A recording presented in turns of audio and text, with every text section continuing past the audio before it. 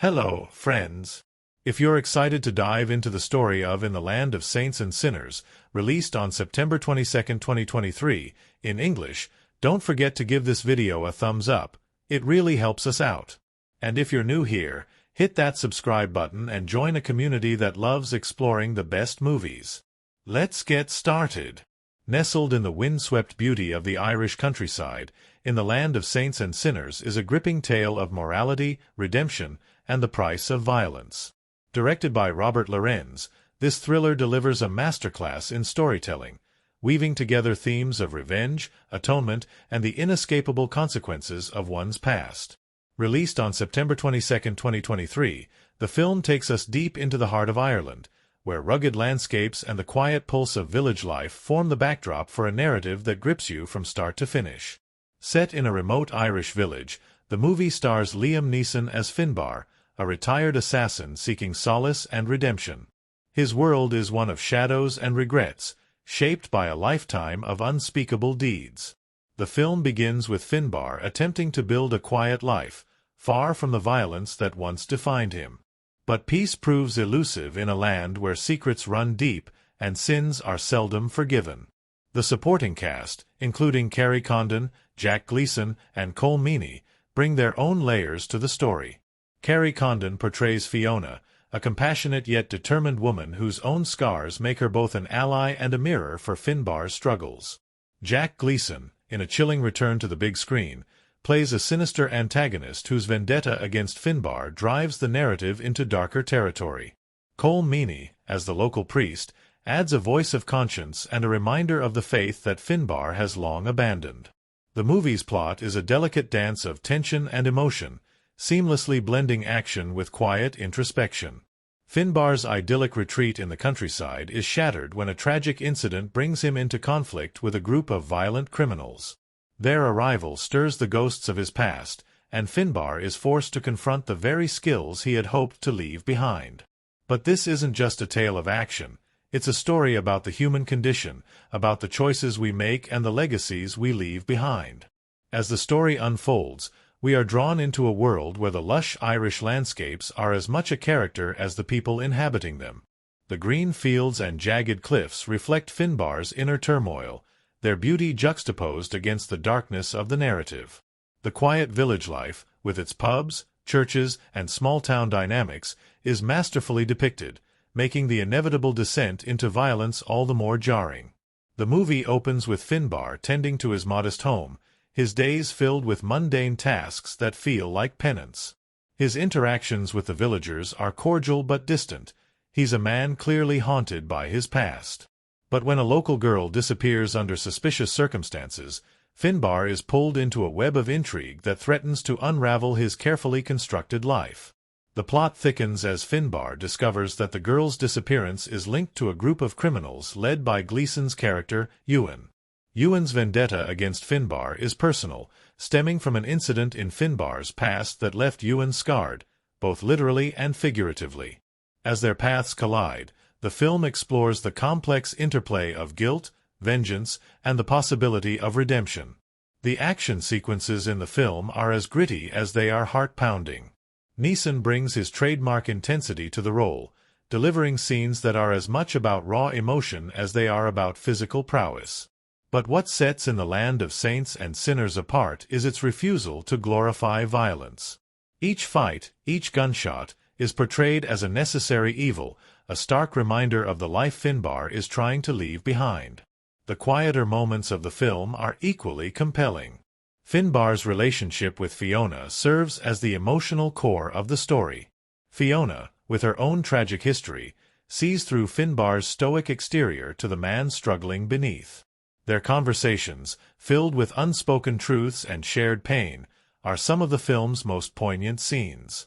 One of the most intriguing elements of the movie is its use of symbolism. The title itself, In the Land of Saints and Sinners, reflects the dichotomy of its characters and setting. The village, steeped in tradition and faith, is both a sanctuary and a battleground. Finbar, caught between his past sins and his desire for redemption, embodies this tension. The film's imagery, from the ever-present church spire to the stormy skies, reinforces these themes, creating a visual narrative that complements the story. As the plot hurtles toward its climax, the stakes are raised to unbearable heights.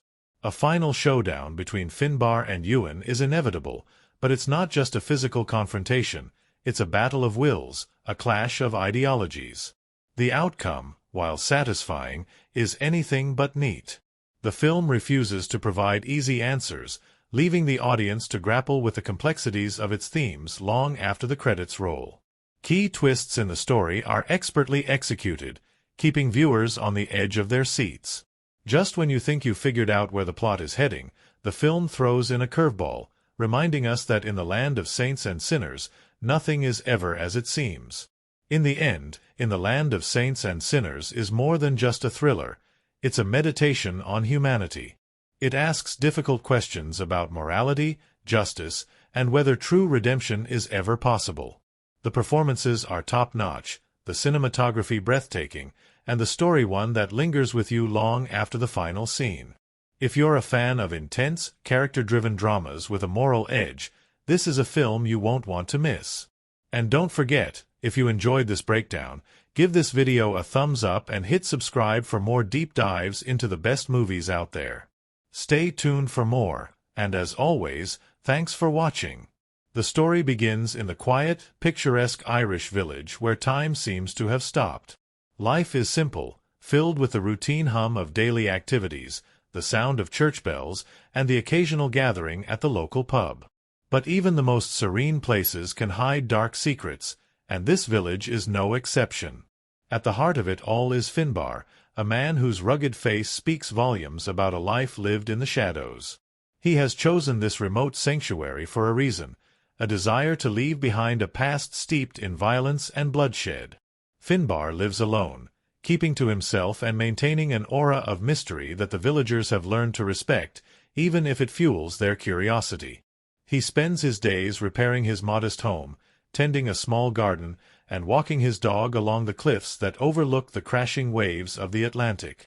But beneath this seemingly tranquil existence lies a man haunted by his past, carrying a burden of guilt that refuses to let him go. One evening, during a quiet walk through the village, Finbar notices something unusual. A group of unfamiliar men, rugged and out of place, gather near the edge of the village. Their presence feels wrong, like an ill wind sweeping through the streets. Finbar's instincts, honed from years of survival in a brutal world, immediately go on high alert. He watches them from a distance, noting their sharp movements and whispered conversations. The village's tranquility is further disrupted the next morning when word spreads that a young girl, Rosie, has gone missing. Rosie is a lively, curious teenager known for her adventurous spirit, and the news sends shockwaves through the close-knit community. Her parents are frantic, and the villagers rally together, organizing search parties and scouring the surrounding woods and hills. Finbar, despite his preference for solitude, joins the effort, drawn by a sense of duty and an uneasy feeling that this disappearance is connected to the strangers he saw the night before. As Finbar searches, memories from his own childhood surface, memories of loss, of the innocence he once knew and the darkness that followed. It's in these moments that the audience gets a glimpse of the man behind the stoic exterior, the vulnerability that drives his desire for redemption. During the search, Finbar stumbles upon a clue, a scarf that belongs to Rosie, caught on a thorny bush near the cliffs. The area is treacherous, and he carefully makes his way down the slope, following a faint trail that leads to a secluded cove.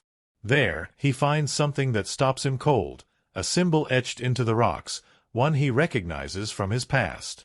It's a mark used by a group of men he once worked with, men who reveled in chaos and left destruction in their wake. The discovery jolts Finbar out of his reclusive life and into action. He knows he must act quickly, but he can't do it alone. He seeks out Fiona, a local schoolteacher who has her own history of loss and resilience. Fiona is one of the few villagers who has always been kind to Finbar, sensing the pain behind his reserved demeanor. When he shares his suspicions with her, she hesitates but ultimately agrees to help. Fiona's connection to the village and her sharp instincts make her an invaluable ally. Together, they begin piecing together the clues, speaking to villagers and quietly observing the newcomers. It becomes clear that these men are more than strangers passing through. They are looking for something or someone. Fiona learns that they've been asking questions about Finbar, and the walls he's built around his past begin to crumble. He's forced to admit the truth. These men are remnants of his old life, and their presence here is no coincidence. Tensions escalate when one of the newcomers confronts Finbar late one night. The scene is tense, filled with sharp words and veiled threats. It's clear that the leader of the group, Ewan, holds a personal grudge against Finbar, one rooted in a betrayal from years ago. Ewan makes it clear that he has no intention of leaving until his vendetta is settled. The interaction leaves Finbar rattled, but it also reignites the fire within him, a determination to protect the village and the people who have come to mean something to him. As Finbar delves deeper, he uncovers a sinister plan. The men are not just here for revenge. They are involved in a smuggling operation, using the village's isolated location to move illegal goods. Rosie's disappearance is connected to their activities, a tragic result of being in the wrong place at the wrong time. This discovery raises the stakes, turning the situation from a personal conflict into a fight to save the entire village. The tension in the village grows palpable.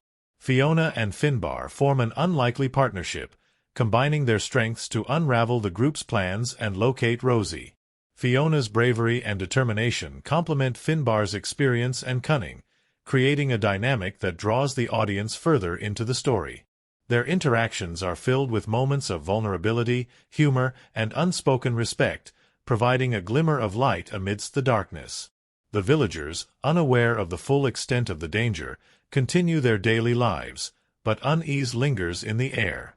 Finbar struggles with whether to involve them, torn between protecting their innocence and needing their help. He ultimately decides to act alone, setting a trap to confront Ewan and his men. However, Fiona refuses to let him face the danger alone, proving that even in the direst circumstances, trust and friendship can emerge. As the story approaches its midpoint, the pace quickens. Finbar and Fiona uncover a hidden cache of weapons in an abandoned barn on the outskirts of the village. The discovery confirms their worst fears. The men are planning something far more dangerous than they had imagined. Time is running out, and the sense of urgency is palpable. In a pivotal scene, Finbar confronts Ewan in the pub, the air thick with tension. Their conversation is laced with double meanings and veiled threats, a verbal chess match that leaves everyone in the room on edge. Ewan's calm demeanor belies the menace beneath, and Finbar knows he's dealing with a man who will stop at nothing to achieve his goals.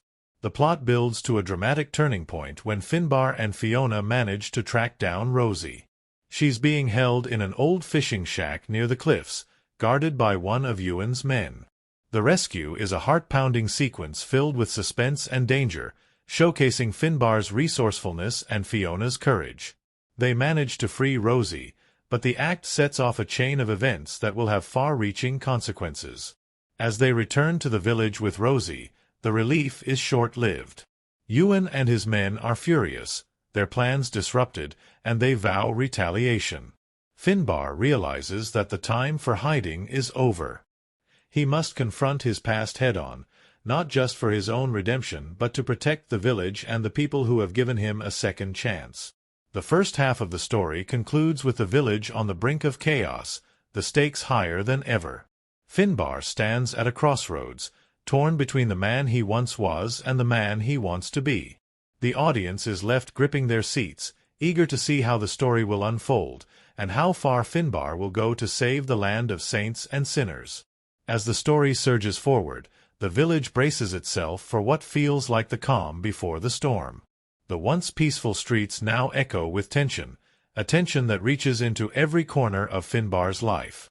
Rosie's safe return has offered a glimmer of hope, but it's a fragile hope, precariously perched on the edge of a knife. Finbar knows better than anyone that Ewan's fury is far from spent. It's a storm brewing on the horizon, one that threatens to engulf everything and everyone in its path. The first sign of the storm arrives one crisp morning as the villagers gather for their routine market day. The scent of fresh bread mingles with the salty tang of the sea, and children laugh as they chase each other along the cobblestone streets. But the serenity is shattered when a distant explosion rumbles through the air. Heads snap toward the sound, and a plume of smoke curls up from the cliffs where Finbar first discovered the smuggling operation. It's a calculated message, one meant to strike fear into the heart of the village, and it succeeds. Finbar, his instincts sharper than ever, rushes to the scene with Fiona close behind. What they find chills them to the bone. The old fishing shack that once served as a hideout has been obliterated, leaving nothing but charred wood and ash. But it's not just the destruction that shakes Finbar, it's the symbol scorched into the ground, the same mark he found etched into the rocks earlier. It's a calling card, a reminder that this isn't over. Ewan's next move comes swiftly and ruthlessly. Reluctantly, Finbar steps into a role he never wanted, the village's protector. But to protect them, he knows he must break the chains of his own fear. Fiona, ever the voice of reason, pushes him to share his story with the villagers. It's a powerful moment as Finbar stands before them, his voice steady but filled with emotion, and reveals the truth about his past. He tells them of the life he left behind, of the choices that led him here, and of the men who now threaten their way of life. The revelation galvanizes the villagers, transforming their fear into resolve. They band together, fortifying their homes and devising a plan to fight back. Fiona emerges as a natural leader, coordinating efforts and rallying the community with a determination that inspires even the most reluctant among them. But amidst this newfound unity, Finbar knows the real battle lies ahead, one that will require him to confront Ewan directly. As Finbar prepares for the inevitable showdown, he finds himself haunted by memories of his time with Ewan. Flashbacks reveal the depth of their history, painting a picture of a once brotherly bond that was shattered by betrayal. These moments of introspection add layers to Finbar's character, showing a man torn between guilt and a fierce desire for redemption. The climactic confrontation comes on a stormy night, the kind where the wind howls like a banshee and the rain lashes against the earth with relentless fury.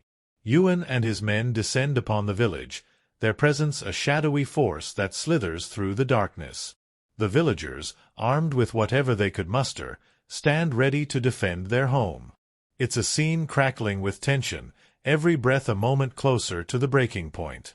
Finbar, knowing he must face Ewan alone, lures him away from the village and toward the cliffs. It's a calculated risk, one that forces him to confront his fears on the very edge of the world. Their meeting is electric, a collision of past and present as years of anger and betrayal erupt into a brutal, unrelenting fight. The two men clash with raw intensity, their battle a dance of skill and desperation. The dialogue between them is as sharp as their blows, each word cutting deeper than any blade. Ewan taunts Finbar, dredging up memories of their shared past and accusing him of cowardice. But Finbar, finally free from the shackles of his guilt, stands firm. He counters with his own truths, revealing the depth of Ewan's treachery and the pain it caused. As the fight reaches its peak, Finbar gains the upper hand. Ewan, bloodied and beaten, teeters on the edge of the cliff. The rain pours down in sheets, the waves crashing violently below, and the moment hangs heavy with tension. Finbar has a choice: end it all here, or let Ewan live and face the consequences of his actions. It's a decision that tests every fiber of his being, forcing him to confront the man he has become. In a moment of profound clarity, Finbar steps back, refusing to let vengeance consume him. Instead, he calls for Fiona, who arrives with the village's makeshift militia. Together, they take Ewan into custody, ensuring that justice will be served, not through violence, but through accountability. The aftermath of the battle is both sobering and hopeful. The village, though scarred, stands resilient, its people united in a way they never were before. The experience has brought them closer, revealing strengths they never knew they had. Rosie, now safe and recovering, becomes a symbol of their victory, a reminder that even in the darkest times, hope can prevail. Finbar, though still carrying the weight of his past, finds a sense of peace he never thought possible. He begins to rebuild, not just his home but his life, forging deeper connections with the villagers who now see him not as an outsider, but as one of their own. Fiona remains by his side, their bond growing stronger with each passing day. The final scenes are a poignant reflection of the journey the characters have taken. The camera pans over the village, now bathed in the golden light of a new dawn. Finbar, standing atop the cliffs with his loyal dog by his side, gazes out at the horizon.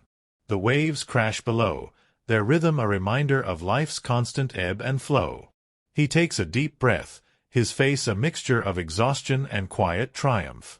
The story closes with a sense of renewal, a testament to the power of resilience, redemption, and the unbreakable spirit of a community that chose to stand together in the face of adversity. Finbar may never fully escape his past, but he has found a way to live with it, turning his pain into strength and his solitude into connection. It's a powerful emotional ending that leaves the audience with a sense of satisfaction and hope, a reminder that even in a land of saints and sinners, redemption is always within reach. The characters in the Land of Saints and Sinners are the beating heart of the story, each one intricately crafted with layers of depth, vulnerability, and strength. As their paths intertwine, they create a tapestry of relationships, conflicts, and redemptions that elevate the narrative beyond a simple tale of right and wrong. At the center of it all is Finbar, the protagonist who carries the weight of his past like an anchor. He is not your typical hero. He's deeply flawed, haunted by choices that still echo in his mind. Finbar's journey is one of redemption, but it's not a smooth road. His initial arrival in the quiet Irish village was meant to be a retreat, a way to escape the noise of the life he left behind. But as the events unfold, it becomes clear that Finbar cannot run from himself. He's forced to confront not only his own demons but also the looming threat of Ewan, a figure from his past whose arrival shakes Finbar's fragile peace. Finbar's character is defined by his resilience and his quiet strength. Though he is reluctant to take on the role of protector, he steps up when the village needs him most. His evolution from a man seeking solitude to one who stands as a pillar for the community is both compelling and inspiring. Through flashbacks and dialogue, the audience gets a glimpse of his former life, painting him as a man who once lived by a code but lost his way. It's in the village, among its people, that he begins to rediscover his sense of purpose and morality. Then there's Fiona, whose fiery spirit and unwavering determination make her the perfect foil to Finbar's brooding demeanor. Fiona is a woman of action, someone who refuses to sit idly by as danger encroaches on her home. She's the kind of person who inspires others to rise to the occasion, a natural leader who earns the respect of everyone around her. Fiona's relationship with Finbar is a cornerstone of the story. It begins with friction, as she's skeptical of his intentions, but gradually transforms into a partnership built on mutual trust and admiration. Fiona sees through Finbar's tough exterior, recognizing the goodness within him even when he cannot see it himself. Fiona's character is also deeply tied to the village's spirit. She embodies the resilience of her community, standing tall even when the odds are against her. Her strength is not just physical but emotional, as she becomes a source of comfort and inspiration for those around her. Her leadership during the village's darkest hours cements her as one of the story's most compelling figures. Rosie, the young girl caught in the crossfire of the larger conflict, represents innocence and vulnerability. Her kidnapping by Ewan's men is the catalyst that sets much of the story in motion. But Rosie is more than just a symbol. She's a fully realized character with her own fears and strengths.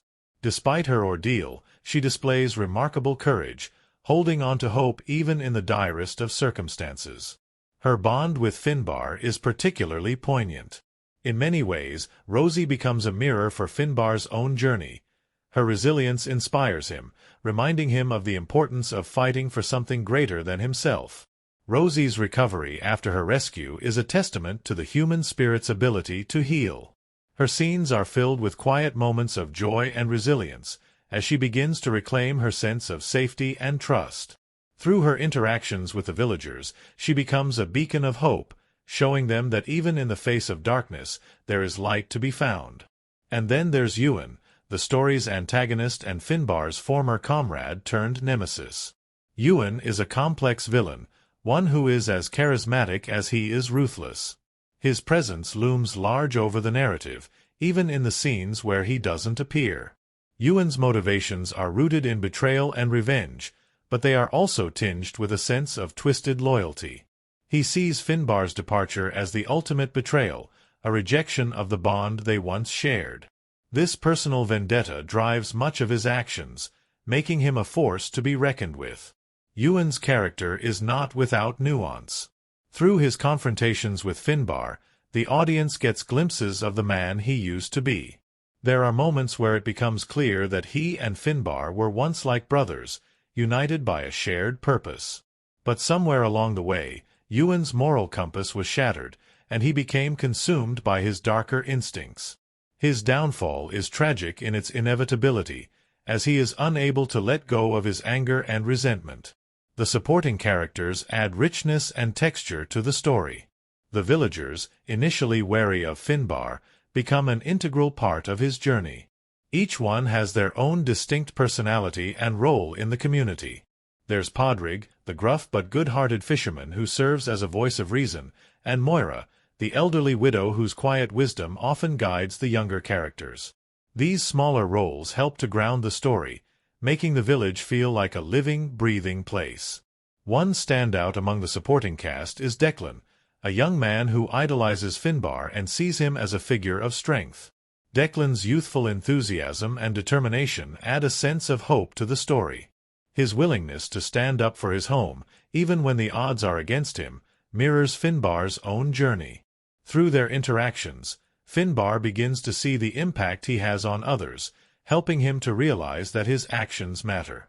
The relationships between the characters are what truly make the story shine. Finbar and Fiona's partnership evolves from one of mutual distrust to a deep, unspoken understanding. Their bond is not overtly romantic, but it's filled with moments of tenderness and respect. Fiona challenges Finbar to be better, while Finbar provides Fiona with a sense of stability and support. Similarly, Finbar's connection with Rosie is both heartwarming and heartbreaking. He becomes a surrogate protector for her, stepping into a role that forces him to confront his own vulnerabilities. Their moments together are filled with quiet poignancy, as Finbar learns to let down his guard and embrace his humanity. Ewan's dynamic with Finbar is the most complex of all. Their shared history adds layers to their conflict, making it feel deeply personal. Their confrontations are charged with emotion, as both men grapple with the weight of their past choices. It's a relationship defined by betrayal and loss, but also by a lingering sense of what could have been. Ultimately, the characters of In the Land of Saints and Sinners are what give the story its soul. Each one is fully realized, with their own strengths, flaws, and motivations. Their interactions create a rich tapestry of emotions, drawing the audience into their world and making their struggles feel real and meaningful. Through their journeys, the film explores themes of redemption, resilience, and the power of community, leaving a lasting impression on all who experience it. The making of In the Land of Saints and Sinners was as dramatic and layered as the story it told. Every frame of the movie seems to carry with it a history of fascinating behind-the-scenes moments, surprising turns of events, and tiny details that could have shifted the narrative entirely. What went into creating this film wasn't just the usual grind of movie-making. It was a blend of passion, unforeseen challenges, and a bit of serendipity that shaped its path. From the moment the film was announced, it garnered attention for its star-studded cast and Irish setting. Liam Neeson, known for his brooding intensity, was the perfect choice to play Finbar. What fans may not know is that Neeson was not the first actor considered for the role.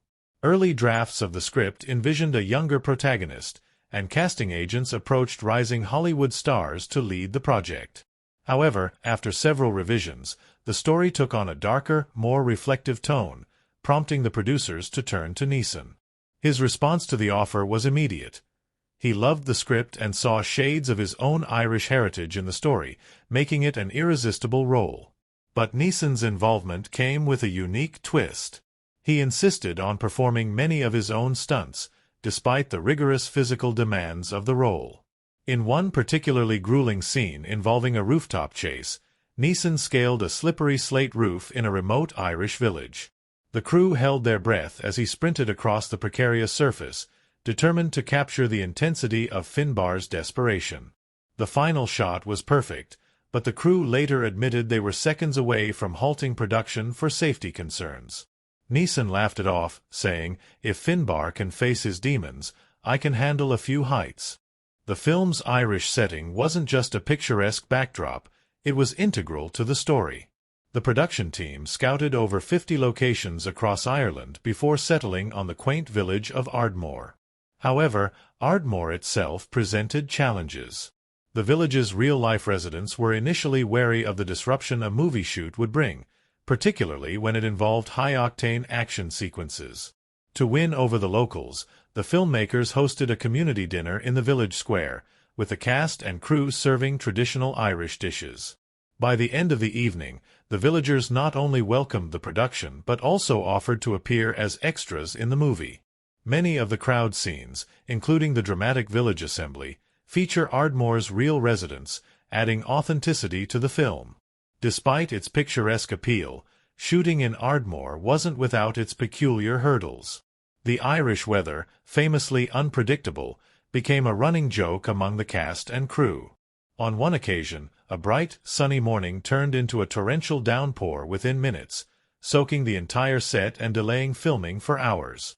Director Robert Lorenz later quipped, "We had 4 seasons in one day, and it wasn't even lunchtime." To adapt, the crew developed a system of rapid weather response strategies, ensuring that every fleeting moment of sunshine was captured on camera. One of the most surprising behind-the-scenes facts involves Rosie, the young girl at the center of the story. The role was played by newcomer Sophie Gallagher, whose audition tape left the casting directors speechless. What few people know is that Sophie almost didn't audition. Her parents, wary of the pressures of Hollywood, were hesitant to let her participate. It was only after Sophie's school drama teacher intervened, praising her talent and passion, that her parents relented. Once on set, Sophie became the heart of the production, charming everyone with her professionalism and wit. Neeson took her under his wing, often rehearsing lines with her between takes. Their bond off-screen mirrored the protective relationship between Finbar and Rosie, adding an extra layer of depth to their scenes. The movie's antagonist, Ewan, played by Ciarán Hinds, brought his own flavor of intensity to the set. Hinds is known for immersing himself completely in his roles, and this production was no exception. To prepare, he reportedly spent weeks studying the psychology of betrayal and revenge, diving into historical accounts of fractured friendships that mirrored Ewan and Finbar's dynamic. On set, Hinds stayed in character even during breaks, often delivering his lines with chilling precision to unsuspecting crew members. One assistant director recalled a moment when Hinds, still in character, stared him down during lunch, creating a palpable tension that only dissolved when Hinds finally broke into laughter. The film's cinematography also holds some intriguing stories. The decision to shoot on film rather than digital was a deliberate one, aimed at capturing the rugged beauty of the Irish landscape. Cinematographer Seamus McGarvey faced the challenge of working with natural light, which often shifted dramatically due to the weather. In one pivotal scene where Finbar confronts Ewan in the forest, the lighting crew used mirrors and handmade filters to replicate the ethereal glow of sunlight breaking through storm clouds. The effect was so realistic that audiences assumed it was a natural phenomenon, but it was, in fact, a testament to the crew's ingenuity. A lesser-known fact about the movie's production involves its score, composed by the legendary Hans Zimmer. Zimmer, initially unavailable due to scheduling conflicts, was convinced to join the project after a personal call from Neeson. The two shared a mutual admiration, and Neeson's passionate pitch about the film's emotional depth won Zimmer over. The composer then spent weeks in Ireland, drawing inspiration from traditional Irish music to create a hauntingly beautiful score. One of the film's standout tracks, Echoes of the Past, incorporates the Uilleann pipes, a nod to Ireland's rich musical heritage. Another quirky piece of trivia involves the props department. For a key scene in which Finbar discovers an old photograph that reignites his memories, the production team needed a photo that felt authentic. Rather than staging a new image, they sourced a real vintage photograph from a local antique shop. The shop owner, unaware of the movie's scale, later expressed shock upon seeing the photo prominently featured in the film. It became a point of pride for the village, with the shop displaying a Hollywood-approved sign in its window. The crew also faced an unexpected challenge involving a flock of sheep. During an outdoor scene, a nearby farmer's sheep wandered onto the set, disrupting the shot. What could have been a frustrating delay turned into a memorable moment, as the cast and crew worked together to gently guide the sheep back to their field. The incident even inspired an inside joke among the team, with one crew member humorously suggesting they add "sheep wrangler" to the credits. Finally, the film's wrap party revealed just how close-knit the cast and crew had become. Held in a local pub, the event featured traditional Irish music, heartfelt speeches, and even an impromptu performance by Liam Neeson, who recited a classic Irish poem to a rapturous audience. The evening ended with a toast to the people of Ardmore, whose warmth and hospitality had made the production possible. In the Land of Saints and Sinners may be remembered for its gripping story and stellar performances, but the journey of bringing it to life is a tale in itself. From Neeson's fearless stunts to the unpredictable Irish weather, from Sophie Gallagher's breakout role to the haunting score by Hans Zimmer, the film's production was filled with moments that mirrored the passion and resilience of its characters. It's a testament to the magic of filmmaking, a reminder that behind every great story on screen, there's an equally compelling story behind the scenes. In the Land of Saints and Sinners weaves a story that operates on multiple levels, drawing audiences into a narrative both deeply personal and universally resonant. Beyond its gripping surface, the film's events offer rich material for critical analysis, illuminating the ways in which each moment contributes to its profound impact and lasting resonance. By exploring key events through a critical lens, we uncover how the film masterfully engages with its themes of guilt, redemption, and the enduring struggle between loyalty and betrayal. The movie opens with Finbarr's quiet life in the Irish countryside, a deliberate choice that sets the stage for his internal conflict. Critics have praised this introduction for its use of visual storytelling to reveal Finbarr's past without exposition. The sparse setting, with its muted colors and rugged landscapes, mirrors Finbarr's state of emotional isolation. Director Robert Lorenz uses long, lingering shots to emphasize the weight of Finbarr's solitude, inviting viewers to connect with the character's unspoken pain. The decision to let the visuals do the talking here underscores a theme that runs throughout the film: the idea that silence can be as powerful as words. When Rosie enters the narrative, her arrival marks a pivotal moment. On the surface, she is a symbol of innocence, but her presence challenges Finbarr to confront his own suppressed humanity. The scene where Rosie first meets Finbarr, clutching her small bag and hesitantly asking for help, has been widely lauded for its emotional subtlety. The tension in Finbarr's initial reluctance and the way he softens as he sees her vulnerability encapsulates one of the film's central questions: can we find redemption through others?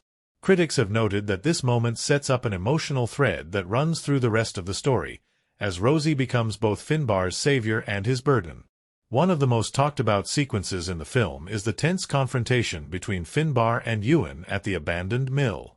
This scene has drawn considerable critical attention for its thematic weight and cinematic execution. On one level, it serves as a dramatic turning point, revealing the depth of Ewan's betrayal and Finbarr's enduring anger. On another, it's a meditation on the corrosive effects of unresolved grievances. The mill, decayed and overrun with vines, serves as a metaphor for their fractured relationship, something once strong, now irreparably broken. Critics have noted the brilliance of this setting, with its claustrophobic spaces amplifying the intensity of their argument. Every word exchanged between the two men feels like a blow, their voices echoing in the hollow mill as if haunted by the ghosts of their past. The confrontation also delves deeply into the film's moral complexities. Ewan's justification for his betrayal forces audiences to grapple with uncomfortable questions. Is loyalty always the highest virtue? Can betrayal ever be justified if it serves a greater good? Finbarr's response, a mixture of anger and reluctant understanding, reflects the movie's nuanced perspective on human relationships. This scene avoids the simplicity of good versus evil, instead presenting two flawed individuals whose choices have led them to a tragic impasse. Rosie's kidnapping, a shocking twist in the story, serves as another key event ripe for analysis. This moment shifts the film's tone from introspective drama to high-stakes thriller, raising the emotional stakes for both Finbar and the audience. Critics have highlighted how this event crystallizes the film's exploration of sacrifice and responsibility. Finbar's decision to risk everything to save Rosie is not just an act of heroism but also a reckoning with his own past failures. It's a moment that forces him to shed his apathy and embrace his role as a protector, no matter the cost.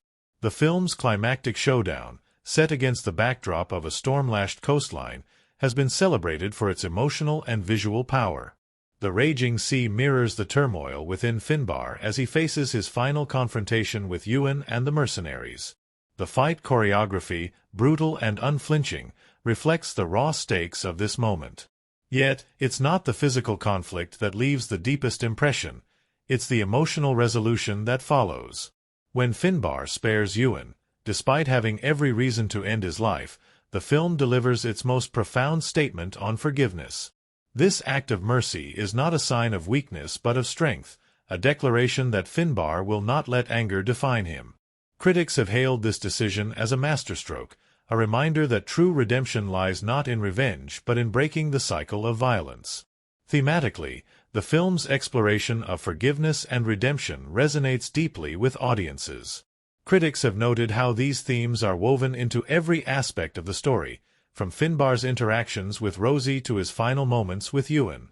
The movie asks us to consider what it means to forgive, not just others, but ourselves. For Finbar, forgiveness is not an easy or immediate process. It's a journey marked by pain, reflection, and ultimately, a choice to move forward. This nuanced portrayal of redemption has been praised for its authenticity, offering a realistic depiction of the emotional labor involved in letting go of the past. Another significant theme is the cost of loyalty. Throughout the film, characters grapple with the tension between personal loyalty and moral responsibility. Ewan's betrayal is driven by a desire to protect his family, while Finbar's initial reluctance to help Rosie stems from a fear of becoming entangled in another person's troubles.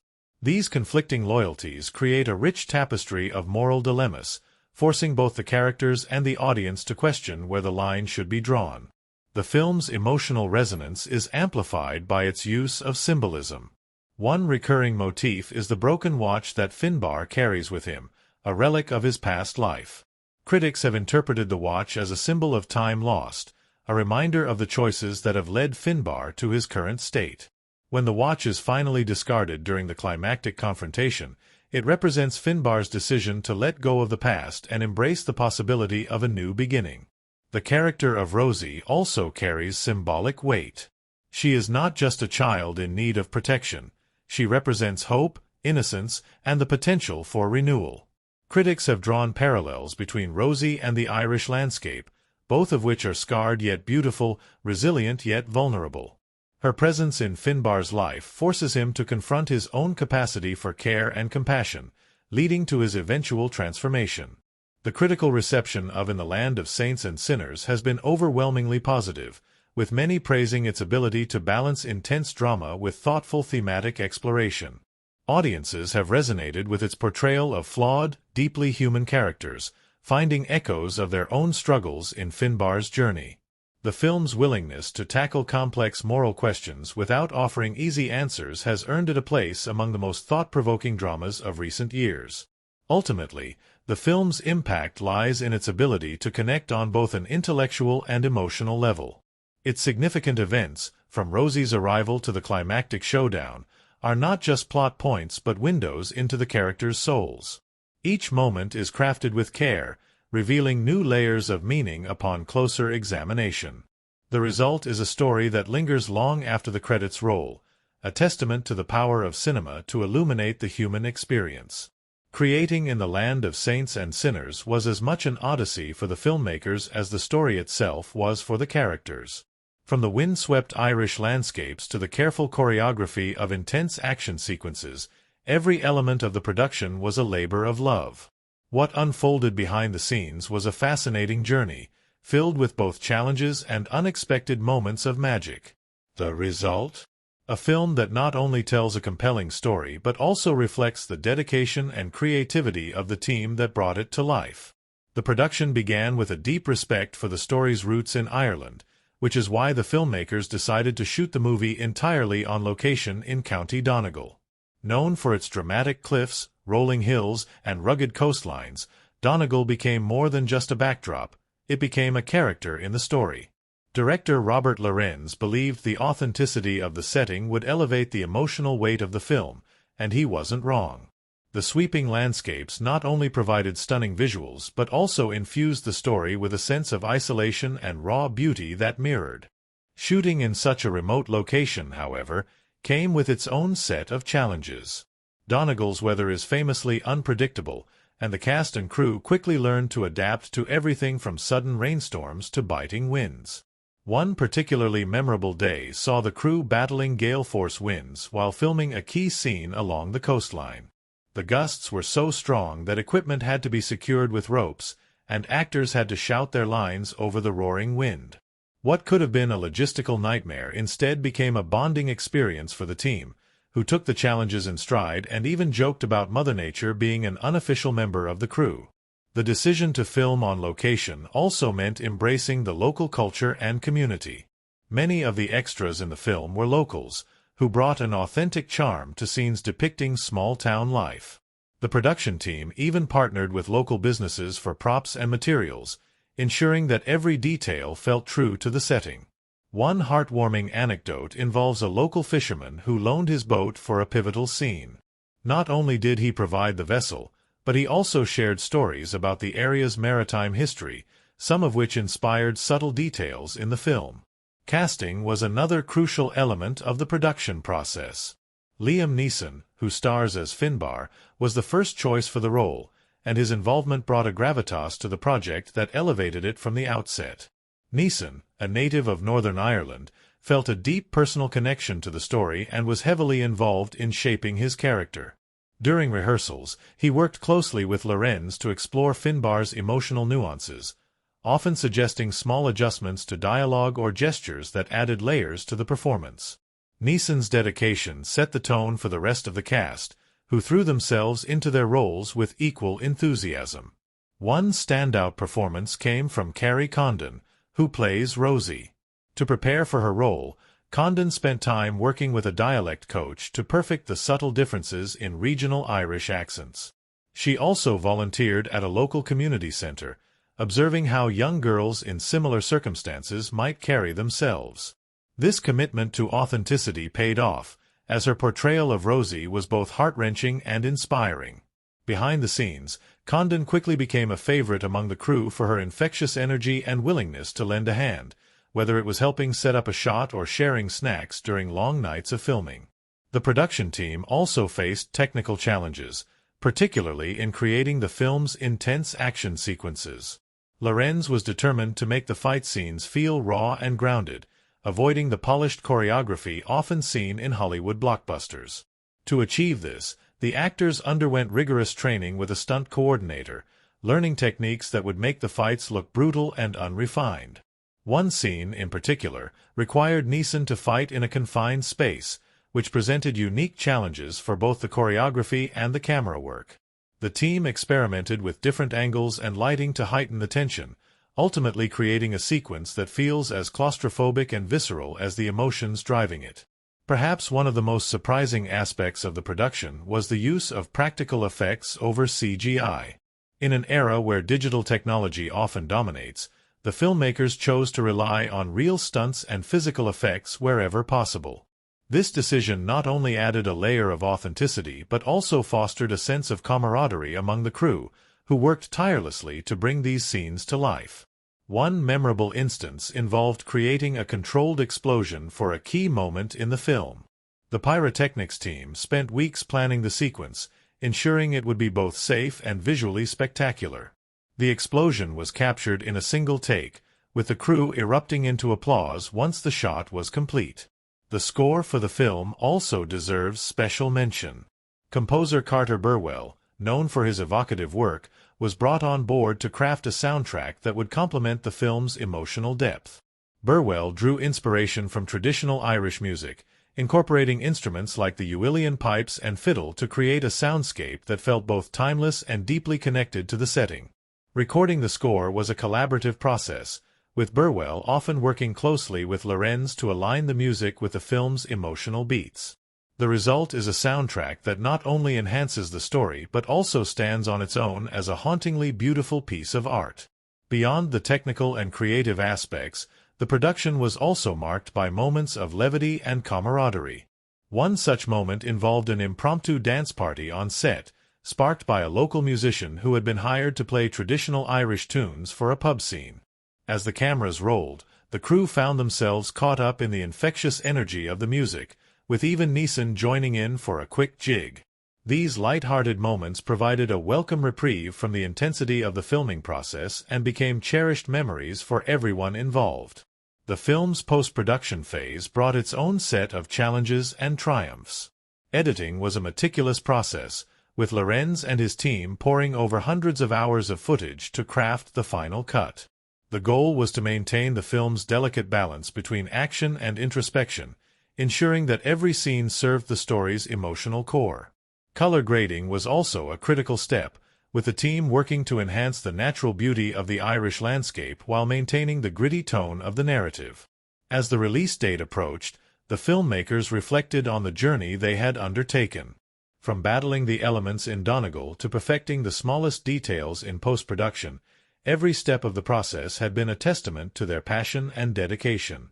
The finished film was not just a story about redemption and resilience, it was also a celebration of the collaborative spirit that had brought it to life. In the Land of Saints and Sinners stands as a shining example of what can be achieved when a team of talented individuals comes together with a shared vision. Behind the scenes, it was a journey filled with challenges, surprises, and moments of pure magic. On screen, it is a story that will resonate with audiences for years to come, a testament to the power of storytelling and the enduring human spirit. The setting of In the Land of Saints and Sinners is more than just a backdrop. It is a living, breathing character in its own right, one that shapes the story and lends it an unparalleled sense of depth and authenticity. The film's locations, carefully chosen in the windswept regions of County Donegal, Ireland, are as evocative as the characters who inhabit them. Together with masterful cinematography and visual storytelling, the settings and cinematic elements create a world that is both hauntingly beautiful and emotionally resonant.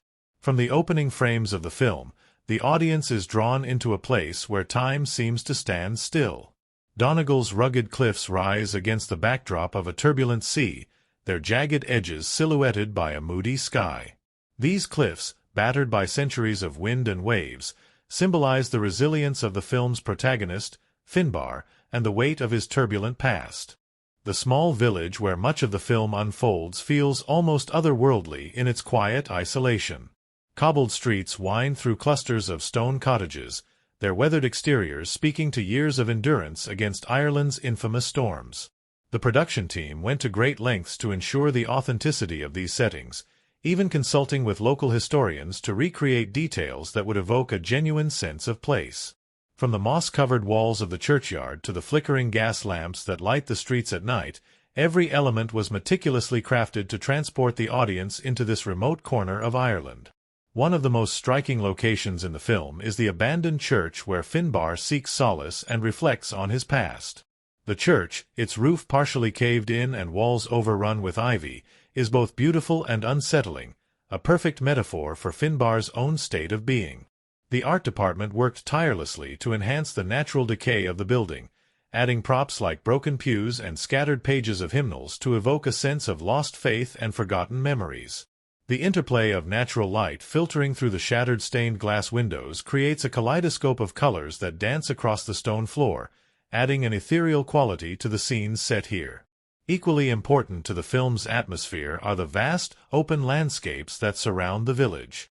Rolling green hills stretch as far as the eye can see, their tranquility masking the tension that brews within the story. These landscapes are captured in sweeping wide shots, emphasizing the isolation of the characters and the smallness of their struggles against the grandeur of nature. At times, the camera pulls back to reveal Finbar walking alone along a narrow path, dwarfed by the imposing hills and a sky that seems endless. These moments of visual poetry highlight the themes of solitude and introspection that run throughout the film. Director Robert Lorenz and cinematographer Tom Stern brought a painterly approach to the visual storytelling, using light and color to convey mood and emotion. The film's palette shifts subtly over the course of the story, mirroring the characters' emotional journeys.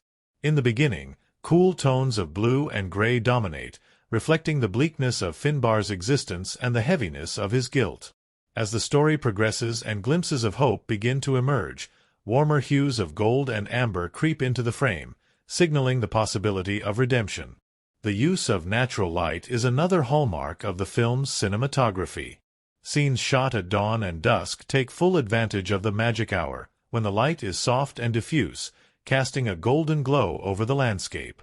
This is particularly evident in a pivotal scene where Finbar confronts his own demons at the edge of a cliff.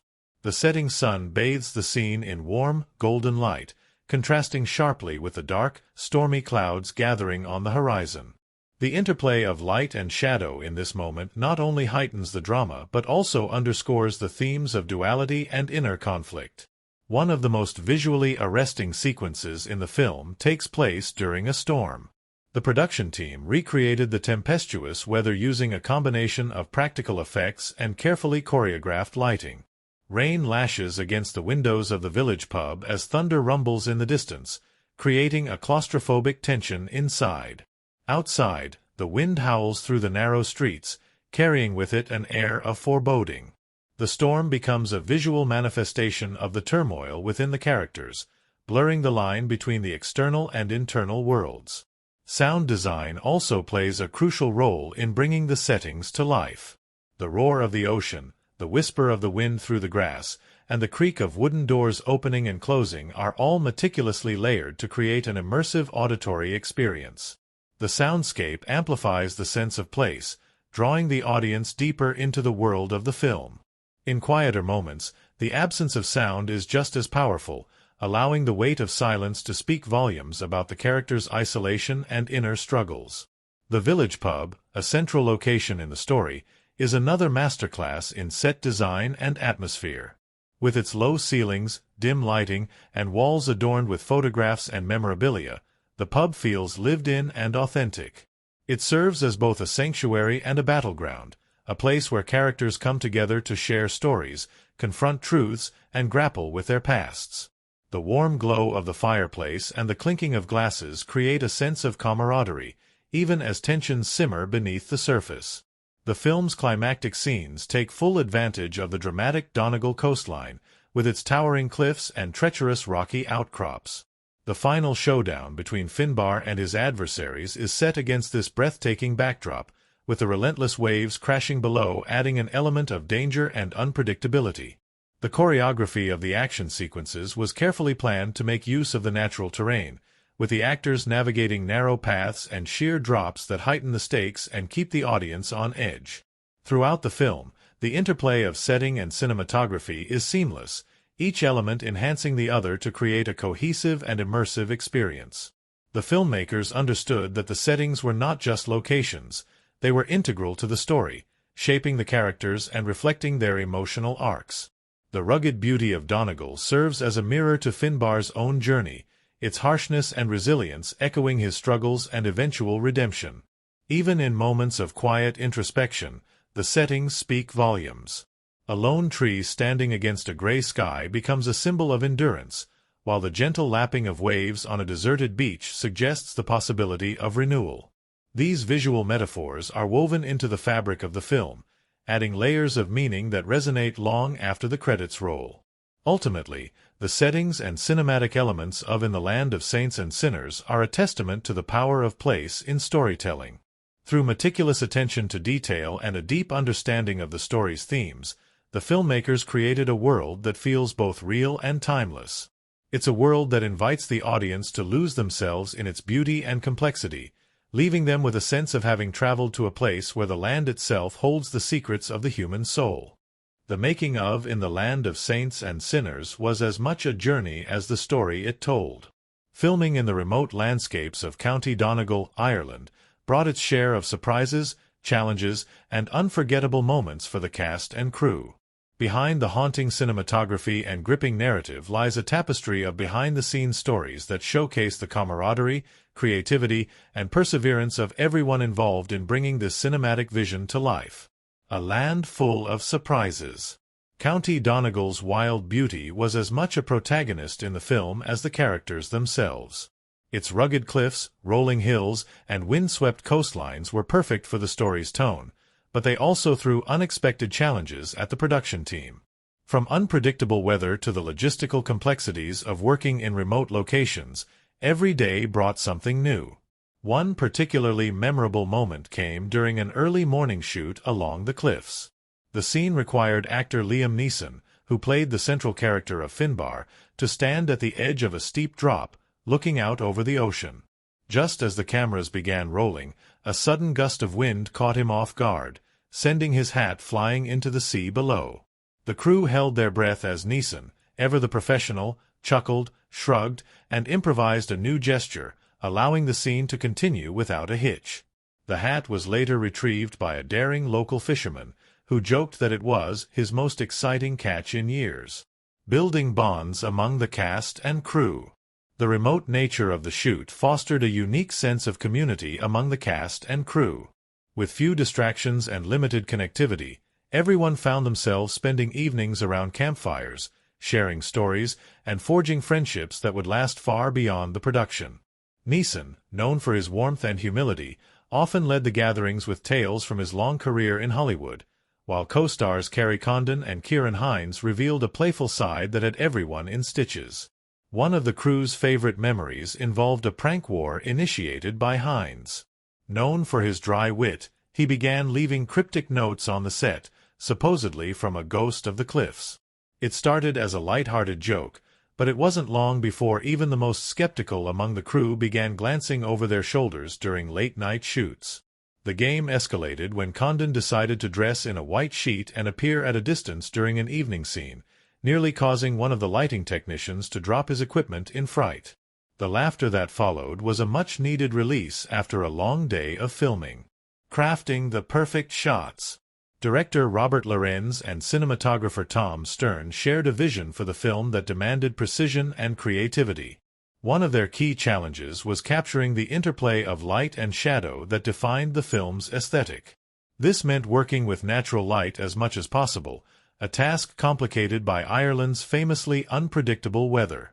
On one occasion, the team had spent hours setting up for a pivotal scene in the abandoned church, a location that required the perfect balance of light filtering through shattered stained glass windows. Just as everything was ready, the sun disappeared behind a thick bank of clouds, threatening to derail the entire day's schedule. Rather than wait it out, Lorenz and Stern decided to embrace the gloom, tweaking their approach to make the shadows more pronounced and leaning into the eerie atmosphere. The result was a sequence that felt even more haunting and resonant than the original plan. Overcoming nature's challenges. Filming on the cliffs and beaches of Donegal often felt like a battle against the elements. Wind, rain, and cold were constant companions, and the crew had to adapt quickly to changing conditions. One particularly stormy day saw the entire team huddled together under makeshift shelters, waiting for a break in the weather. When the rain finally eased, they sprang into action, completing a complex action sequence in record time before the next downpour arrived. The sense of achievement and teamwork in those moments was palpable, and it became a recurring theme throughout the production. Perhaps the most dramatic challenge came during a night shoot on the cliffs. The scene required carefully choreographed movements from the actors, but the strong winds made even standing difficult. Safety harnesses and ropes were employed to ensure everyone's security, and the stunt team worked tirelessly to rehearse and adapt the sequence under these extreme conditions. Despite the obstacles, the final footage was breathtaking, with the natural elements adding an intensity and authenticity that could never have been achieved on a soundstage. Unexpected heroes behind the scenes. While the actors were the faces of the film, the real heroes of the production were often the crew members working tirelessly behind the scenes. From the art department's meticulous attention to detail in designing the sets to the sound team's efforts to capture the unique acoustics of each location, every individual played a crucial role in bringing the story to life. One standout moment came from the costume team, who faced the daunting task of creating wardrobes that felt authentic to the characters and the setting. Local woolen mills were sourced for many of the garments, and several pieces were hand-knitted by artisans in the area. When a key costume piece, a heavy wool coat worn by Neeson, was accidentally damaged during a stunt, the team worked overnight to repair it, ensuring continuity for the next day's shoot. Their dedication was emblematic of the passion and care that permeated every aspect of the production. Laughter amidst the tension. Despite the heavy themes of the film, the set was often filled with laughter. Neeson, in particular, was known for his ability to lighten the mood with his quick wit and good-natured teasing.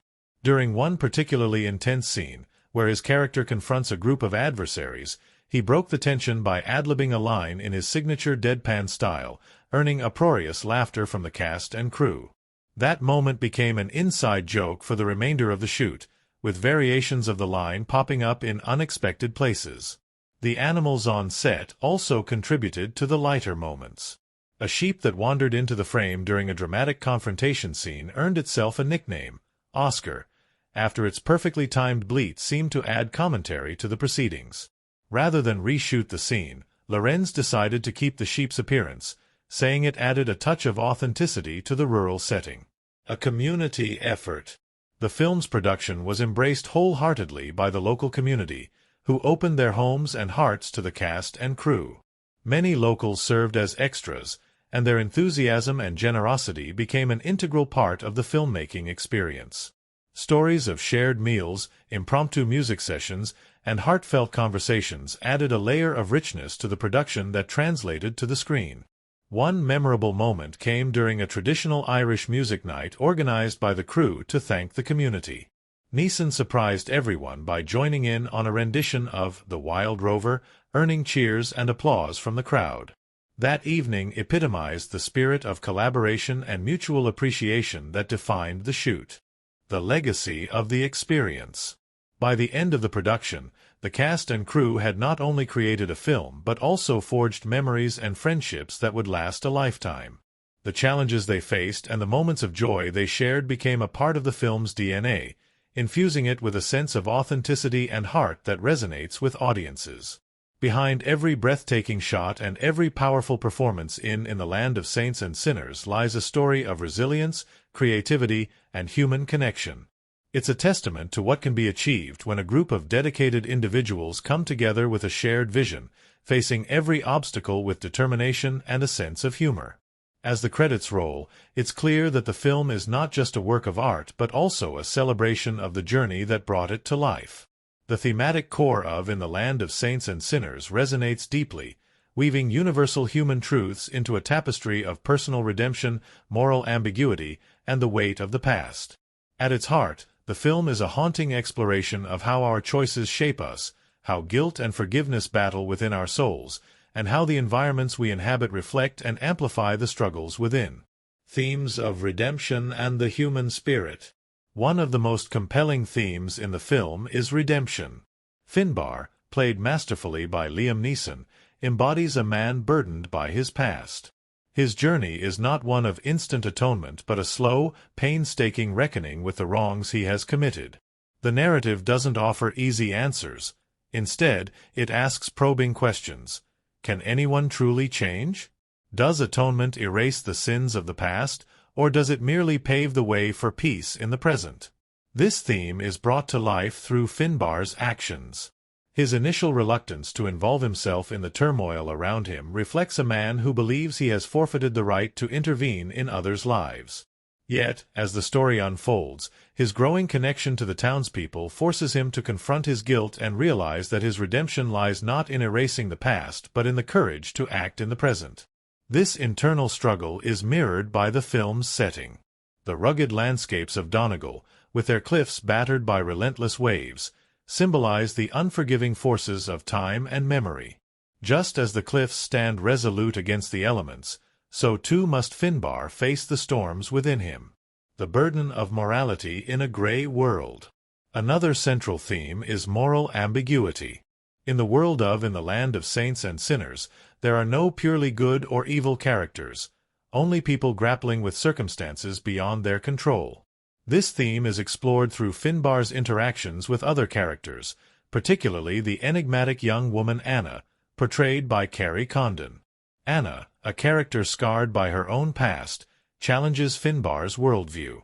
Her decisions often seem ruthless, but they are born from survival and a fierce loyalty to those she loves.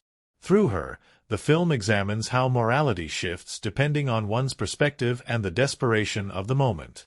Anna becomes both a mirror and a foil to Finbar, pushing him to question not only his own choices but also the very concept of right and wrong.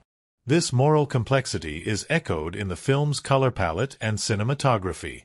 Shadows play a dominant role, with many scenes drenched in half-light, symbolizing the gray areas of human morality. The use of chiaroscuro lighting creates visual contrasts that reflect the characters' internal conflicts, making the audience feel the weight of their decisions.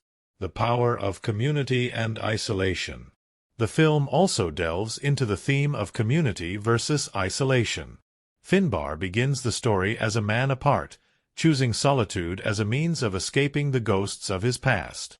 But the film slowly reveals that true healing comes not in isolation but in connection. The tight-knit village becomes a character in itself, its inhabitants pulling Finbar into their lives despite his initial resistance.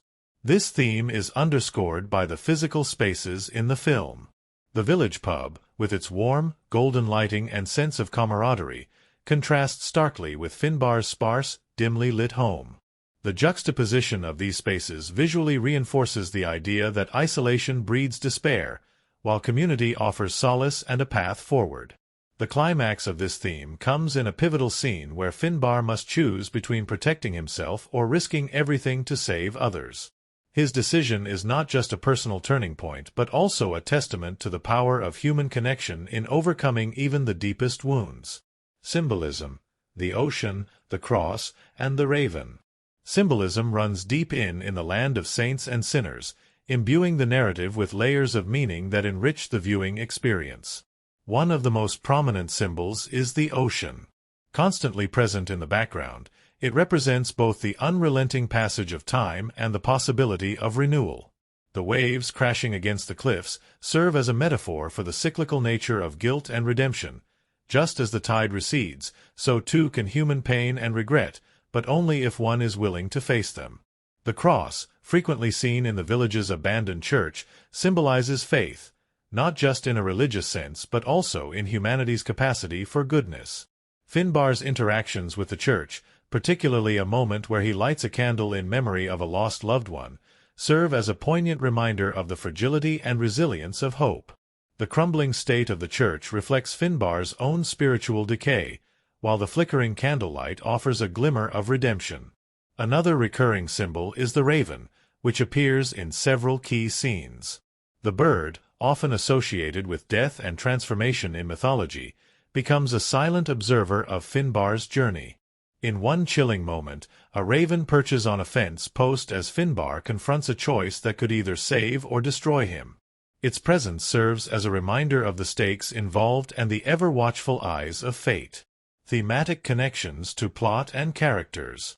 The themes of redemption, morality, and community are intricately woven into the film's plot and characters. Finbar's arc is defined by his struggle to reconcile the man he was with the man he wishes to become. His interactions with Anna and the townspeople challenge his preconceived notions and force him to evolve. These relationships are not mere plot devices but essential to the film's exploration of its themes. For instance, Anna's role as both ally and provocateur underscores the theme of moral ambiguity. Her actions force Finbar to confront the uncomfortable truth that even the best intentions can lead to devastating consequences. This dynamic adds depth to their relationship and elevates the narrative from a simple tale of good versus evil to a profound meditation on the complexity of human nature. The setting itself acts as a character, amplifying the film's emotional resonance. The desolate beauty of Donegal mirrors Finbar's inner turmoil, while the warmth of the village symbolizes the healing power of community. These elements are not just backdrops but integral to the storytelling, shaping the audience's understanding of the characters and their journeys. The universal appeal of the film's themes. What makes In the Land of Saints and Sinners so impactful is its universality. The themes it explores, guilt, redemption, the search for meaning, are ones that resonate with audiences across cultures and generations. Finbar's story may be rooted in a specific time and place, but its emotional truths transcend those boundaries. The film's symbolism, too, adds a layer of universality. The ocean, the cross, and the raven are archetypal symbols that speak to fundamental human experiences. They invite viewers to engage with the story on a deeper level, encouraging reflection on their own lives and choices. A film that stays with you. By the time the credits roll, In the Land of Saints and Sinners leaves viewers with a sense of catharsis. It doesn't offer tidy resolutions or easy answers, but it does provide a profound exploration of what it means to be human. Through its themes and symbolism, the film becomes more than just a story. It becomes a mirror, reflecting our own struggles, hopes, and capacities for change. In the end, Finbar's journey is one that lingers long after the screen goes dark. It's a reminder that while the road to redemption may be fraught with challenges, it is also one of the most profoundly human journeys we can undertake. And in that, In the Land of Saints and Sinners finds its enduring power. Crafting a cinematic masterpiece like In the Land of Saints and Sinners is as much about storytelling as it is about the techniques that bring the narrative to life. This film, with its gripping story and layered characters, relied on a symphony of filmmaking techniques that shaped its atmosphere and amplified its emotional impact. From the way light danced across the rugged landscapes of Donegal to the meticulous choreography of its action sequences, every frame of this movie feels alive with intention. Visual storytelling. Cinematography that breathes life into the narrative. The visual language of In the Land of Saints and Sinners is nothing short of breathtaking. Director Robert Lorenz, along with cinematographer Tom Stern, chose to frame the story in a way that highlights the raw beauty of Ireland's northern coasts. The sweeping drone shots of jagged cliffs and rolling green fields immediately pull the viewer into a world that is both majestic and isolating, mirroring the emotional terrain of its central character, Finbar. The use of light and shadow is particularly striking. Many of the film's pivotal scenes unfold in dimly lit interiors, where shadows play across the characters' faces, adding depth and a sense of mystery. The chiaroscuro effect, an interplay of light and darkness, reinforces the film's themes of moral ambiguity and redemption. In contrast, the outdoor scenes bathed in natural light symbolize moments of clarity and connection, particularly in Finbar's interactions with the community. The camera work also deserves special mention. Stern often employs handheld shots during moments of tension, creating an intimacy that pulls the audience into the characters' emotional struggles. In action sequences, the camera movement becomes more frenetic, mimicking the chaos and urgency of the events. Yet, these shifts are never jarring. They feel organic, seamlessly blending into the film's rhythm. Editing. Crafting a narrative flow. Editing, handled masterfully by David Rosenblum, plays a crucial role in maintaining the film's momentum. The pacing of In the Land of Saints and Sinners is deliberate, reflecting the slow unraveling of its protagonist's inner turmoil. Long takes allow the audience to fully immerse themselves in the beauty of the setting or the gravity of a character's decision. In contrast, rapid cuts during action scenes heighten the tension, keeping viewers on the edge of their seats. A particularly notable editing choice is the way flashbacks are woven into the narrative. These glimpses into Finbar's past are not presented as abrupt intrusions but as seamless transitions, often triggered by a visual or auditory cue in the present. For instance, the sound of a gunshot might dissolve into a memory of a battlefield, connecting Finbar's present struggles with the scars of his past. This technique not only enriches the storytelling but also enhances the film's emotional resonance. By revealing Finbar's history in fragments, the audience is invited to piece together his journey, making the act of watching the film an active and engaging experience. The soundscape, building emotional depth through audio. Sound design is another cornerstone of the film's success. From the opening moments, where the crashing waves of the Atlantic fill the screen, the auditory elements are carefully curated to immerse the audience. The soundscape oscillates between moments of overwhelming noise and poignant silence, each serving a specific narrative purpose. In scenes of introspection, the absence of sound becomes its own form of storytelling. The silence in Finbar's home, broken only by the occasional creak of floorboards or the whistle of wind, underscores his isolation and the weight of his memories. Conversely, the cacophony of the village market or the din of a pub serves to highlight the vitality of community life and Finbar's gradual reintegration into it. The score, composed by Rupert Gregson Williams, acts as an emotional guide. Strings dominate the soundtrack, their haunting melodies mirroring the film's melancholic tone. Yet, there are moments of uplift, where the music swells with hope, signaling Finbar's steps toward redemption. The interplay between diegetic sound originating within the film's world, and non-diegetic elements, the score, is seamless, blending to create a cohesive auditory experience. Sound as a tool for tension. One of the most effective uses of sound in the film is its role in building tension. In a key scene where Finbar confronts a group of antagonists, the soundtrack drops away entirely, leaving only the sound of footsteps, breathing, and the distant call of a raven. This absence of music heightens the stakes, forcing the audience to focus on every detail of the scene. When the score finally returns, it does so with a jarring crescendo, amplifying the emotional impact. Similarly, the sound of the ocean becomes a recurring motif, its relentless rhythm reflecting both the passage of time and the inevitability of Finbar's reckoning. Whether heard faintly in the background or roaring during a climactic moment, it serves as a constant reminder of the forces, both external and internal, that shape the characters' lives. Action and choreography, bringing physicality to the screen. The film's action sequences, though not its primary focus, are executed with precision and realism. The fight choreography avoids the stylized flourishes often seen in action films, opting instead for a raw, grounded approach. This decision enhances the stakes, making each punch and fall feel consequential. Cinematographer Tom Stern's use of close-ups during these scenes adds to the visceral impact. The camera often lingers on the characters' expressions, capturing their pain and determination in stark detail. Combined with tight editing, these moments become as much about the emotional toll as the physical conflict. The role of production design. Production design, helmed by Tom Conroy, plays a significant role in shaping the film's atmosphere. Every location, from Finbar's austere home to the vibrant village pub, is meticulously crafted to reflect the characters and their journeys. The color palette, dominated by muted earth tones, reinforces the film's somber mood while allowing moments of brightness, such as the flicker of a fire or the glow of sunlight, to stand out. Particularly noteworthy is the abandoned church, a recurring setting that serves as both a physical and symbolic space. Its crumbling walls and shattered stained glass are a visual representation of loss and decay, yet they also hint at the possibility of renewal. This duality mirrors Finbar's own journey, making the church a powerful narrative element. Box office production and marketing. Behind the camera, the production team faced significant challenges in bringing In the Land of Saints and Sinners to life.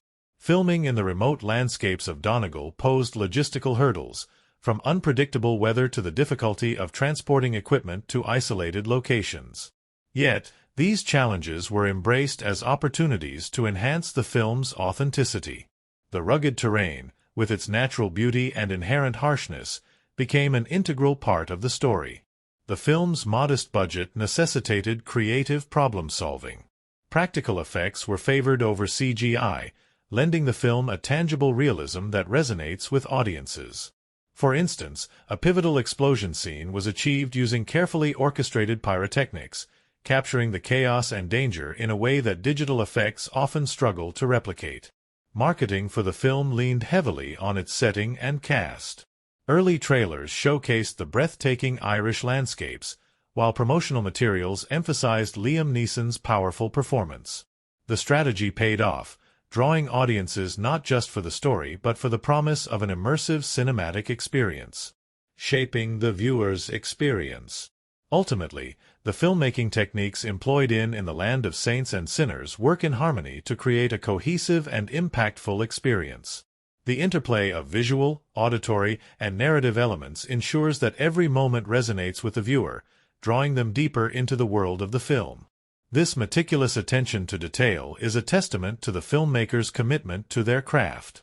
By combining innovative techniques with a deep respect for storytelling, they have crafted a film that lingers in the mind long after the credits roll, a testament to the enduring power of cinema. The cast of In the Land of Saints and Sinners serves as the beating heart of the film, breathing life into its complex characters and elevating the story to extraordinary heights. At the forefront is the legendary Liam Neeson, who delivers a career-defining performance as Finbar, a retired assassin seeking redemption in the rugged landscapes of Ireland. His portrayal is both nuanced and raw, capturing the emotional weight of a man haunted by his past yet driven by a deep sense of justice. Surrounding Neeson is a stellar ensemble cast that not only complements his gravitas but also enriches the narrative tapestry of the film. The cast, a powerful ensemble. Joining Liam Neeson is Ciarán Hinds, whose portrayal of the conflicted father George adds layers of moral complexity to the story. Hinds, known for his ability to convey depth with subtlety, brings a quiet intensity to his role, making the character's internal struggles palpable. In interviews, Hinds described the role as one of the most challenging yet rewarding of his career, citing the film's exploration of forgiveness and moral dilemmas as key elements that drew him to the project. Kerry Condon, fresh from her acclaimed performance in The Banshees of Inisherin, shines as Bridget, a strong-willed and compassionate figure in the community. Her character serves as a moral compass, a bridge between Finbar's solitary world and the villagers he begins to protect. Condon's ability to convey both vulnerability and resilience earned her widespread praise, with critics highlighting her performance as one of the film's standout elements. One of the film's surprises comes in the form of newcomer Jack Gleeson, best known for his chilling role as Joffrey in Game of Thrones. Here, Gleeson takes on a dramatically different character, portraying a young man torn between loyalty to his family and his growing admiration for Finbar. Gleeson's return to the screen after a years-long hiatus was met with excitement, and his performance did not disappoint. He balances the character's naivety and inner conflict with finesse, proving that his talent extends far beyond his earlier villainous roles. Behind the scenes, a close-knit team. The camaraderie among the cast extended far beyond the cameras, creating a familial atmosphere on set. In interviews, Liam Neeson spoke fondly of the bond he shared with his fellow actors, particularly during the challenging shoots in the remote Donegal landscapes. He recalled how the cast would gather around a fire in between takes, sharing stories and warming themselves against the biting Irish wind. This sense of togetherness, Neeson noted, was instrumental in creating the authenticity and emotional resonance seen on screen. Director Robert Lorenz often credited the cast for their collaborative spirit.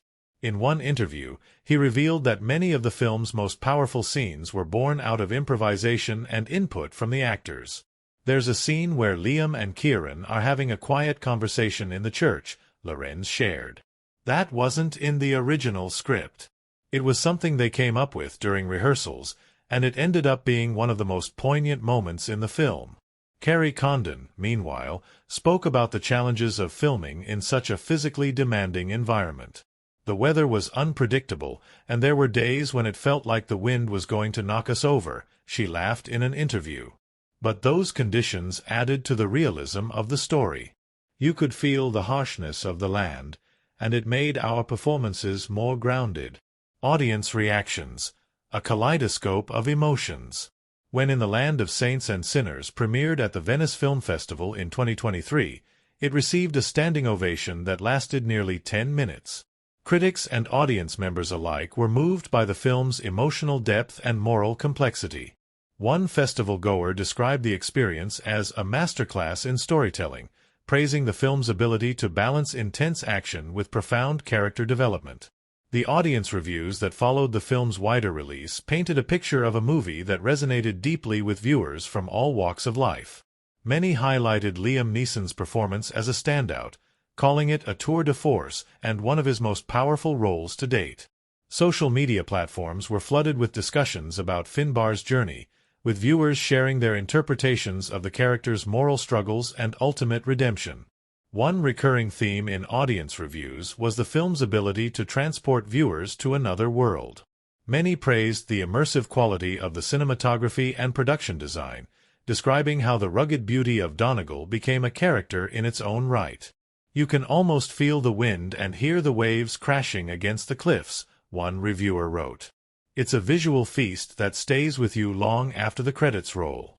Critical perspectives: praise and constructive criticism. Critics were similarly impressed, though some offered constructive critiques. The performances of Neeson, Hines, and Condon were universally lauded, with several reviews singling out their on-screen chemistry as a highlight. The film's exploration of themes like redemption, community, and moral ambiguity also received high praise, with many describing it as a thought-provoking addition to the action drama genre. However, a few critics noted that the film's pacing might not appeal to everyone. While some appreciated the deliberate unfolding of the story, others felt that certain scenes lingered too long, potentially testing the patience of viewers expecting a more action-driven narrative. Still, even those who raised this point acknowledged that the slower moments allowed for greater character development and thematic depth. Fan engagement and social media buzz. In the weeks following the film's release, fans took to social media to share their love for In the Land of Saints and Sinners. Hashtags like #SaintsAndSinnersMovie and #Liam Neeson trended on Twitter, with users praising everything from the performances to the breathtaking scenery. One fan's tweet, "Liam Neeson proving once again why he's the GOAT." #SaintsAndSinnersMovie garnered thousands of likes, reflecting the widespread admiration for the actor. Behind-the-scenes footage shared by the cast and crew further fueled the excitement. A video of Liam Neeson joking with the crew during a break in filming went viral, showcasing the lighter side of the production. Fans also loved a series of photos posted by Kerry Condon, capturing candid moments on set, including one where she and Jack Gleeson are laughing uncontrollably during a take. The film's official Instagram account engaged viewers by hosting live Q&A sessions with the cast. During one session, a fan asked Liam Neeson what drew him to the role of Finbar. His response, delivered with characteristic humility, resonated deeply. "I saw a man who was broken but still fighting to do what's right. That's a story worth telling." Legacy and impact. As the weeks turned into months, the impact of In the Land of Saints and Sinners continued to grow. Audiences returned to the film for repeat viewings, drawn by its layered storytelling and unforgettable performances. Discussions about the film's themes and characters sparked debates online and in film forums, cementing its status as a movie that lingers in the mind long after the credits roll. The cast, too, reflected on the film's significance. In a joint interview with Ciarán Hinds and Kerry Condon, Liam Neeson summed up the experience of making the movie. "This film reminded me why I fell in love with storytelling in the first place. It's about humanity, in all its messiness and beauty. And that's what we tried to capture." As we draw our journey through In the Land of Saints and Sinners to a close, it's clear that this film is more than just another entry in the action drama genre. It's a poignant exploration of redemption, community, and the eternal struggle between right and wrong, told through the rugged beauty of Ireland's remote landscapes and the masterful storytelling of its cast and crew. From the moment we were introduced to Finbar, the retired assassin seeking peace in his twilight years, the film drew us into a narrative that is both deeply personal and universally resonant. Liam Neeson's portrayal of Finbar stands out as a testament to his legendary talent. His ability to convey the weight of a troubled past, the hope of redemption, and the quiet strength of a man determined to protect what's left of his humanity made Finbar a character who will be remembered long after the credits rolled. Recap of the key highlights. Let's revisit the highlights of this extraordinary cinematic experience. At its core, In the Land of Saints and Sinners is a tale of transformation. We began with a man who sought solace in isolation, only to find himself drawn back into the fray by forces that demanded his moral courage and his lethal skills. Alongside him, the supporting cast, particularly Ciarán Hinds as the conflicted Father George and Kerry Condon as the resilient Bridget, brought depth and nuance to the story, reminding us that no man's journey is made in solitude. The plot unfolded with a perfect balance of suspense, action, and emotional resonance. The first encounters with the antagonists set the stage for high-stakes confrontations, while the quiet moments in between offered insight into Finbar's internal struggles. As the tension escalated, the film masterfully peeled back layers of its characters and themes, delivering twists and revelations that kept audiences on the edge of their seats. The climactic resolution not only provided the catharsis we craved, but also left us pondering the lingering questions about morality and the cost of violence.